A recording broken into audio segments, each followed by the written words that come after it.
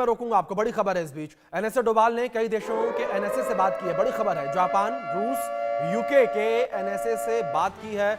America, UAE, Saudi अरब के NSA से बात की गई है। एनएसए अजीत डोभाल ने ऑपरेशन सिंदूर की जानकारी दी है। ये बड़ी खबर है जो इस बीच सामने आ रही है। एनएसए अजीत डोभाल ने ऑपरेशन सिंदूर की जानकारी दी है। ये बड़ी खबर है, एनएसए डोभाल ने ऑपरेशन सिंदूर की जानकारी दी है। तमाम जो देशों के एनएसए हैं उनसे बात की है और एनएसए सिंदूर की जानकारी दी है। बताया किस तरीके से भारत ने बड़ी स्ट्राइक को अंजाम दिया है, किस तरीके से इन आतंकियों की कमर को तोड़ा गया है। दीपक, मैं रुक करूंगा फिर से एक बार आपका। और जिस तरीके से एनएसए अजीत डोभाल ने तमाम देशों के एनएसए से बात की है, ऑपरेशन सिंदूर को लेकर जानकारी दी है, क्या इंफॉर्मेशन इसको लेकर मिल पा रही है, किस तरीके से पूरी चर्चा हुई है?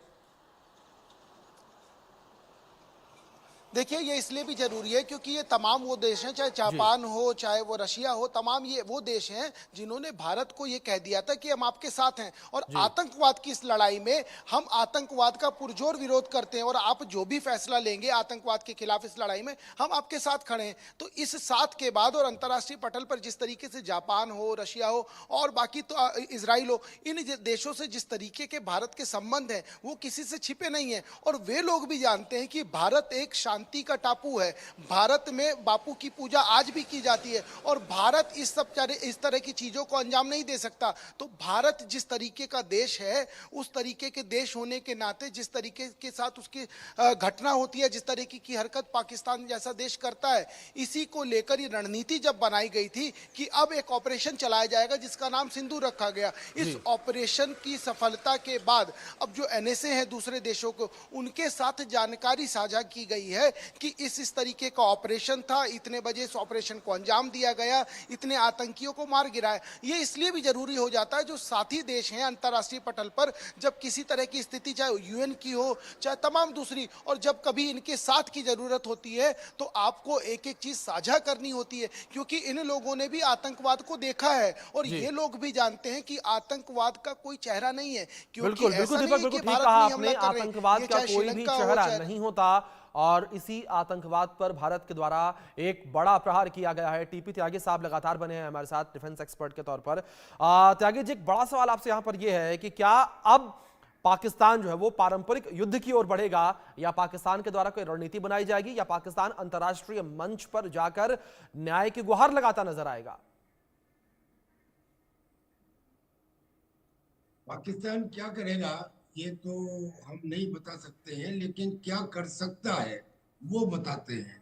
वो ज्यादा से ज्यादा क्या कर सकता है कि लाइन ऑफ कंट्रोल के ऊपर सीज फायर का उल्लंघन कर सकता है। अभी तक स्मॉल आर्म्स फायर से कर रहा है, वहां पे वो आर्टिलरी ला सकता है, हैवी आर्टिलरी ला सकता है। दूसरा, वो अपनी जो धमकी देता रहा है कि मैं टैक्टिकल न्यूक्लियर वेपन का इस्तेमाल कर लूंगा, उस धमकी को दोहरा सकता है। तीसरा, वो इन आतंकी घटनाओं को जो उसने पहलगाम में अंजाम दिया, इनको बांग्लादेश की मदद लेके वो हिंदुस्तान में कोई छोटी मोटी हरकत करवा सकता है। चौथा, वो सिलीगुड़ी कॉरिडोर या चिकन नेक के ऊपर कुछ एक आध दो एक्सरसाइज करके या कोई मामूली एक्शन ले सकता है। पर अगर ऐसा होता है तो इसमें पाकिस्तान के दो चिकन नेक है, यानी कि दो कमजोर पॉइंट है। पहला कमजोर पॉइंट तो उसका हाजी पीर पास है और दूसरा कमजोर पॉइंट उसका अखनूर है। अखनूर, जिसे अखनूर डैगर कहते हैं, हम भी उसके लिए पूरी तरह तैयार हैं। मैं समझता हूं कि पाकिस्तान के डिफेंस मिनिस्टर ने इस समय जो डर कर कहा है और वो ये है कि अगर हिंदुस्तान इसे एस्केलेट नहीं करता है तो हमारी तरफ से कोई एक्शन नहीं होगा। हमें पाकिस्तान पर यकीन करने की कोई आवश्यकता अब नहीं है। बिल्कुल ठीक है सर, आपने पाकिस्तान के ऊपर कोई भी यकीन करने की आवश्यकता नहीं है, ना केवल भारत को बल्कि पूरे विश्व को, क्योंकि पूरे विश्व ने इस चीज को देखा है, माना है कि पाकिस्तान में आतंकवाद है। खुद अमेरिका ने पाकिस्तान के अंदर घुसकर ओसामा बिन लादेन को खत्म किया था और अमेरिका ने भी कहा था कि पाकिस्तान के अंदर आतंकवाद लगातार फला फूला है। इस बीच हमारे साथ विदेशी मामलों के जानकार संदीप जी जुड़ गए हैं। संदीप जी, सबसे पहले तो बहुत स्वागत आपका इंडिया न्यूज पर। सर, पहला सवाल आपसे यहां पर यही है कि वैश्विक पटल को लेकर बात की जाए, इस अटैक के बाद, इन आतंकी ठिकानों को तबाह करने के बाद क्या छवि बनती नजर आ रही है?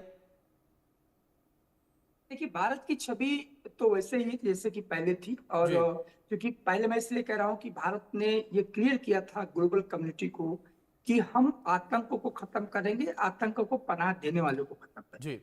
और सबसे पहले उन्होंने आतंक को खत्म किया। जैसे कि हमने देखा कि जो 2 बड़े सेंटर थे पिछले 30 सालों से, जो भारत की सोसाइटी को, भारत के एज ए नेशन को डिस्टेबलाइज कर रहे थे, तो उनको मारा। सबसे पहले आप देखिए कि मसूद अजहर किस प्रकार से वो रो रहा है कि आखिर मैं भी मर जाता, उसका पूरा परिवार नष्ट कर दिया गया।